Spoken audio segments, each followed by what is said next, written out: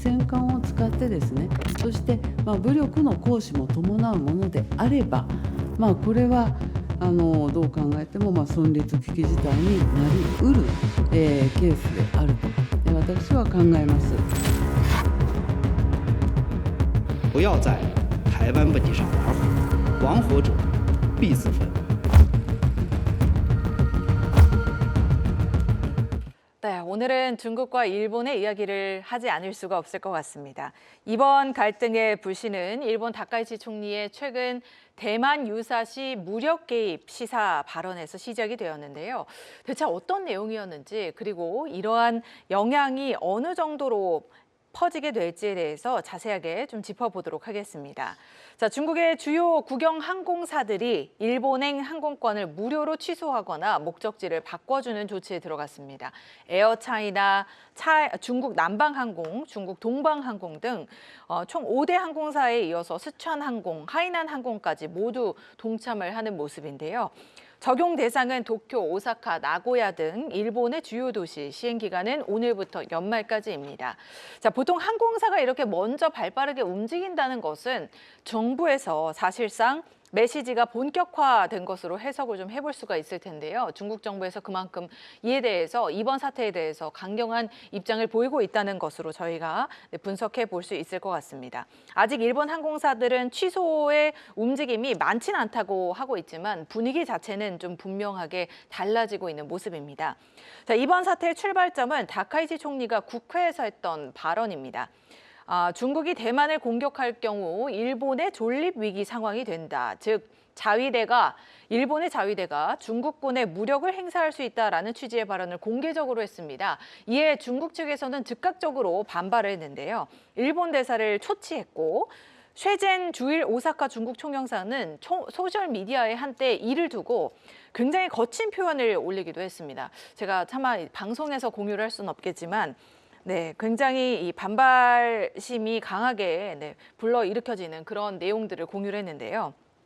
중국 정부는 자국민에게 일본 여행 자제를 대대적으로 이제 권고를 하고 있는 상황입니다. 외교적인 긴장이 민간 관광으로까지 그대로 내려오는 모양새인데요.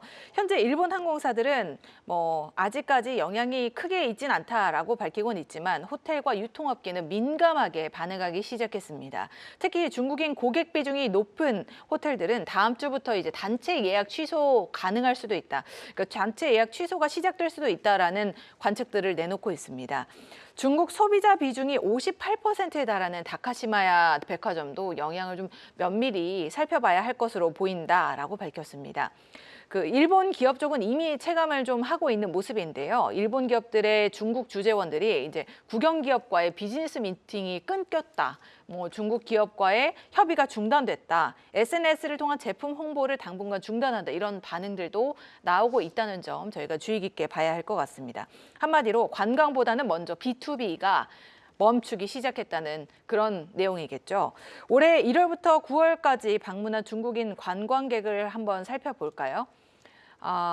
일본의 관광업이 상당히 이제 중국에 많이 의존을 하고 있기 때문에 중국 당국에서 이런 강경한 조치를 내린 것으로 보입니다.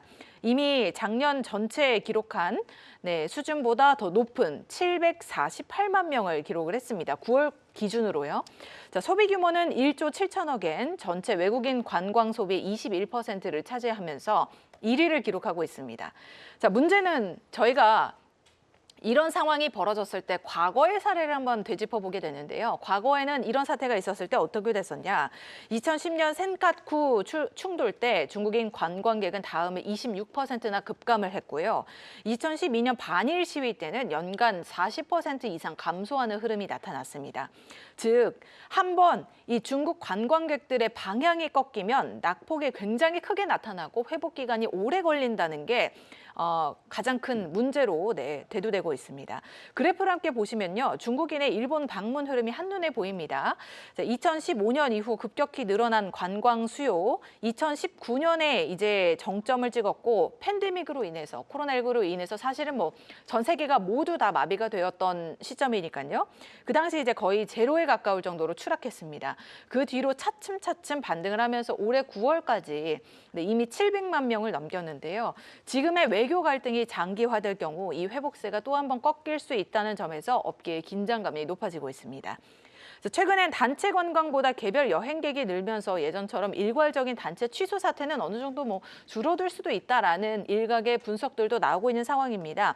하지만 그것보다 더 중요한 건 중국이 일본을 압박할 경제적 카드가 이뿐만이 아니라는 것인데요. 중국은 이달 초 일본산 수산물의 중국 수입을 2년여 만에 재개를 했는데 이번 갈등을 계기로 이제 다시 한번 전면 처리할 가능성이 제기가 되고 있고요. 또한 2010년 센카쿠 열도 갈등 때처럼 히토류를 무기화할 것이란 관측도 제기가 되고 있습니다. 당시 중국이 히토류 수출을 중단하자마자 도요타, 파나소닉, 히타치 등 일본 제조업체들이 마비가 됐었고 일본 정부는 2주 만에 백기를 든 바가 있습니다. 중국과 일본의 갈등은 군사, 정치적인 이슈에서 시작됐지만 민간 관광과 기업 활동까지 영향을 미치면서 경제 전반으로 좀 확산이 되고 있는 양상입니다. 특히나 관광 의존도가 높은 일본의 입장에서는 이번 사태가 단순한 외교적 충돌을 넘어서 실제 소비와 성장률까지 영향을 미칠 수 있어 향후 양국 간의 조정 여부가 큰 변수가 될 것으로 보입니다. 다카이치 총리의 존립 위기 발언으로 시작한 이 외교적 파장이 어제 일본 증시를 완전 얼어붙게 했습니다. 우선 가장 무너진 모습을 보이는 쪽은 여행업계입니다. 중국의 계열 여행사는 이미 판매된 일본 여행은 예정대로 출발시키지만 새 예약은 전면 중단한 상태고요. 어제 저녁 기준으로 이 여행사 웹사이트에서는 도쿄, 교토, 또 홋카이도 여행 상품이 모두 사라진 상태입니다. 현재 일본 여행에 대한 취소 문의가 폭증하고 있고 추가 예약 축소도 불가피해 보입니다. 다른 산업 중에서 또 비상인 삐용삐용한 곳이 있을까요? 삐용삐용한 곳이 굉장히 많은데요. 그 다음으로는 영화계가 굉장히 비상입니다. 제가 정말 좋아하는 12월 6일 날 개봉 예정이었던 이 크레용 신작이 연기가 됐고요. 올해 33번째 신작이었는데 중국에서 또 미팅이나 출장을 앞둔 일본 기업들의 방문이 취소되는 사례도 늘고 있습니다. 크레용 신짱, 네, 짱구. 짱구. 우리 극장판. 짱구 좋아하시는. 네. 네, 그렇네요. 좀 아쉽더라고요. 그래서 오늘 우울하신가 봐요. 조금요. 그리고 공동 프로젝트 일정이 밀리면 당연히 경영 계획에도 차질이 생길 수밖에 없습니다. 이 단기 리스크가 장기로 이어진다면 일본에서 직접 타격을 받는 업종은 크게 세 가지로 요약이 되는데요. 첫 번째는 인바운드 의존 업종입니다. 호텔, 항공, 면세점, 백화점, 화장품 업종은 중국 관광객 비중이 절대적인데요. 어제 크게 빠진 시세이도가 큰 예시였는데 또 제2프론티어 리테일 같은 경우에도 가장 민감하게 반응을 하고 있습니다. 두 번째는 중국 소비에 의존하는 제조 엔터 업종인데요. 중국에서도 일본 애니메이션이나 영화 또 게임이 인기가 굉장히 많은데 이제는 콘텐츠 기업 실적에도 영향을 줄 수가 있는 걸로 보이고요. 원피스, 드래곤볼로 유명한 토에이 애니메이션이 대표 기업입니다. 중국에서도 팬층이 매우 두텁기 때문에 영향을 받은 것으로 보이고요. 또 세 번째는 일본 기업의 중국 B2B 매출입니다. 여기서 B2B는 기업이 기업의 제품을 파는 매출을 의미하는데 자동차 부품이나 산업용 기계, 전자장비 같은 업종이 피해를 받는 겁니다. 일부 일본 기업에서는 보이콧 가능성까지 우려된다는 목소리가 나오고 있고요. 지금 외교 이슈가 벌써부터 일상과 산업의 여러 층위로 번지고 있는 만큼 앞으로 양국이 어떻게 속도를 늦추느냐가 굉장히 중요할 것으로 보입니다. 우리가 늘 계속 얘기해왔던 중국과 일본에 관해서인데요. 네. 어떻게 되고 있나요? 끝이 없는 것 같습니다. 현재로서는. 네, 지금 중국과 일본이 정반대 해석을 내놓고 있는데 제가 오늘은 중국 보도 또 일본 보도를 비교하면서 각자 어떤 입장인지 한번 살펴보도록 하겠습니다. 먼저 중국 보도입니다. 중국은 이번 갈등의 원인이 오로지 일본에 있다고 못 받고 있는데요. 다카이치 총리 발언을 absurd claims, 터무니없는 주장이다, extremely malicious, 극도로 악질적이라고 규정하면서 일본은 국제 질서를 훼손했고 하나의 중국 원칙을 배반했다고 비판하고 있습니다. 그리고 발언을 철회하고 반성하라는 요구까지 공개적으로 내놓은 상태고요. 여기에 중국은 일본의 최근 움직임을 더 확대 해석하고 있습니다. 무기 수출을 더 넓히려는 흐름, 그리고 비핵 3원칙을 손보려는 논의를 전부 하나로 묶어서 봐라, 일본이 다시 군사적으로 변하고 있는 것 아니냐라며 질책을 하고 있습니다. 이번 다카이치 발언을 그냥 한마디 실수가 아니라 일본이 크게 방향을 틀고 있는 더 큰 문제의 일부로 보고 있는 겁니다. 반면 일본 보도는 결이 조금 다릅니다. 일본은 이번 사안을 양측 의견 차이 정도로 다루고 있고요. 중국의 대응이 과도하다는 점을 강조하고 있습니다. 특히 오사카 총영사 SNS 발언에서 그 더러운 목은 주저없이 베어버릴 수 없다라는 표현을 극히 부적절하다고 규정하며 중국에 강하게 반발했고요. 또 중국의 일본 여행 자제 요청에 치안은 악화되지 않았다고 반박했습니다. 다카이치 발언 역시 기존 입장의 연장이라고 설명을 하고 있고요. 즉 중국이 지나치게 확대 해석하고 있다는 입장입니다. 이번 대립은 누구의 해석이 맞느냐보다는 이 인식의 간극이 앞으로 동북아 안보 지도를 어떻게 흔들지 시장의 반응 속도와 함께 지켜볼 필요가 있습니다. 네, 중국이 또 다시 일본산 수산물을 중단했다는 소식이 안타깝게 들려왔습니다. 또요? 또 들려왔는데요. 이 중국 쪽은 가리비나 해삼 이쪽이 비중이 워낙 컸는데 이 가리비의 성지라고 하는 홋카이도는 가장 좀 멘붕이 많이 왔고요. 반대로 아오모리 쪽이나 중국 리스크를 늘 염두에 두고 있는 가공업체들은 그럴 줄 알았다라는 반응입니다.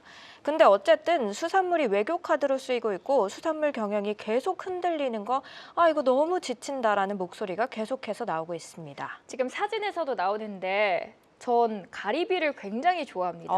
이거 바다에서 구워 먹으면 진짜 맛있잖아요. 가리비 그렇죠. 어떻게 조개구이를. 먹는 걸 좋아해요? 저 구워 먹습니다. 버터? 네, 버터 좋죠. 갈릭. 전 파마산 치즈.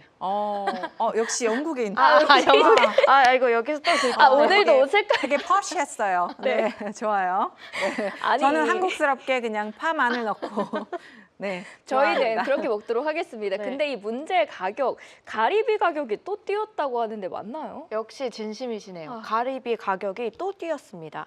이번에 홋카이도 분과만 그러니까 가리비에서 많이 나오는 데서 올해 첫 물량이 잡혔는데 소매가가 작년보다 80%나 뛰었습니다. 거의 역대 최고 수준이고요.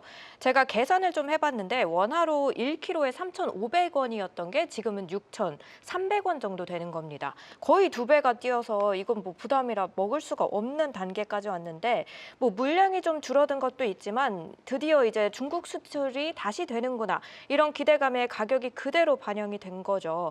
그래서 준비를 다 해놨는데 갑자기 또 수입 중단이 되고 모든 게 다시 꼬인 겁니다. 게다가 일본과 중국은 올해 5월에 방사성 물질 검사에서 조건을 충족하면 수입을 재개하기로 했었는데 그 절차도 다 지켰는데 결국에는 이 수산물이 외교 카드 아니냐는 불신이 더욱더 커지고 있습니다. 그래서 요즘은 홋카이도 동부에서는 가리비 자동 껍질 제거 기계 같은 걸 도입하면서 아예 가공까지 우리가 다 해버리자. 이제 더 이상 중국에 의존하지 말자고 의기투합이 생기고 있습니다. 점점 더 이제 중국에 대한 의존도를 좀 낮추지 않을까라는 생각이 들긴 해요. 그럼 일본의 국내 소비자들은 뭐 그다지 큰 영향은 없겠네요. 사실 그렇습니다. 사실 2023년 후쿠시마 오염수 수출 중단 이후에 뭐 가리비가 쌓여서 값이 폭락하는 그런 상황은 이제 없는 것으로 보이고요.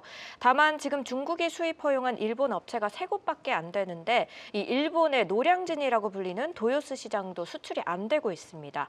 그러다 보니까 수산업 구조를 내수 중심으로 재편해야 한다는 목소리가 커지고 있고요. 전문가들 역시 일본 수산업을 내수 산업으로 전환할 시점이라고 강조하고 있습니다. 중국과 일본이 굉장히 시끌벅적한데 아직도 여전히, 풀릴 그죠? 기미가 보이지 네. 않는 것 같아요. 사실 다음 주 월요일에 마카오에서 한국과 중국, 일본이 문화장관 회의를 열려고 했는데 중국이 아직은 만나지 못하겠다라고 선을 그어버린 겁니다. 이유는 뭐 당연하게 중국, 일본 관계 때문으로 보이고요. 사실 그렇게 보이는 게 아니라 중국이 좀 노골적으로 말을 했습니다. 다카이치 총리 대만 발언 때문에 직접적으로 지목을 했는데 지금 이 분위기로는 도저히 만날 수가 없다라고 한 겁니다. 그러니까 화해를 하려고 하는 그런 아예 전혀 시도가 없는 것 보이지 같아요. 않네요. 네, 네. 네. 사실 이번 한 번만의 사건으로 둘 사이가 완전히 어긋났다라고 보기엔 좀 어렵죠. 그동안에 좀 쌓인 게 있었던 모양이에요. 그런 것 같아요. 아주 오래된 친구들이 절교를 하면 좀 크게 할 수도 있잖아요. 저는 약간 그런 생각이 들더라고요. 오. 근데 좀 과거를 돌이켜 보면은 2010년에는 중국이 센카쿠 갈등 때 일본의 히토류 수출을 끊어버린 적도 있고 또 2012년에는 반일 시위도 크게 있었기 때문에 이미 둘의 과거가 화사하지가 않은데요. 어제도 얘기했듯이 중국이 이미 일본산 수산물을 다시 막았고 또 히토류까지 막는 거 아니냐는 우려가 슬슬 나오고 있습니다. 이 상황에서 일본은 어떻게 하려고 하는 중인가요? 일본은 지금 발언은 철회하진 않겠지만 네. 화해는 하고 싶다 이런 제스처를 취하고 있습니다. 아. 그리고 이번 주말에 남아공 G20 회의에서 다카이치 총리가 리창 총리에게 우리 잠깐이라도 볼까라고 했는데요. 뭐라고 했을까요? 싫어. 진짜 딱 에이, 설마. 아, 그래도 그럴까? 이런 거 아니에요? 정말 좀 단호했어요. 단호한 것 같아요. 단호박이었군요. 정말 네. 칼같이 거절을 했다고 합니다. 음. 그래서 뭐 일본 내부에서도 이 상황은 오래 갈 수밖에 없겠다, 장기전일 수밖에 없겠다 이런 얘기가 나오는데 전문가들도 이 중국과의 갈등은 보통 몇 년씩 가니까 대비해야 한다고 말했습니다. 앵커님 그거 들으셨어요? 이렇게 극한 상황에서 대만 총통의 점심 메뉴가 그렇게 화제였다면서요? 오, 도대체 들으셨나요? 뭘 드셨길래? 제가 사진을 가지고 왔습니다. 네. 한번 볼까요? 저도 너무 배가 좋아하는 고파지는데. 스시인데요. 아니 너무 약간 대문자 F 같은 제스처를 취한 게 아닌가 싶었어요. 좀 귀엽기도 하필 했는데. 이런 시점에서 그러니까요. 일본의 대표적인 메뉴인 스시를 선택을 했다. 네. 네, 대만 그러니까요. 사실은 이제 라이칭도 중국 음식도 있잖아요. 그렇죠. 많은데 이제 스시를 마라탕이 이렇게 아니라 그리고 스시를. 되게 신기했던 거는 이 트위터 X에 이제 이 사진을 올리면서 설명을 붙였는데 이 가리비는 홋카이토산이고요. 방어는 가고시마현 산입니다라는 친절한 설명까지 붙였다고 합니다. 약간 저는 이렇게 좀 우려스러운 TMI가 아니었나. 네. 좋네요.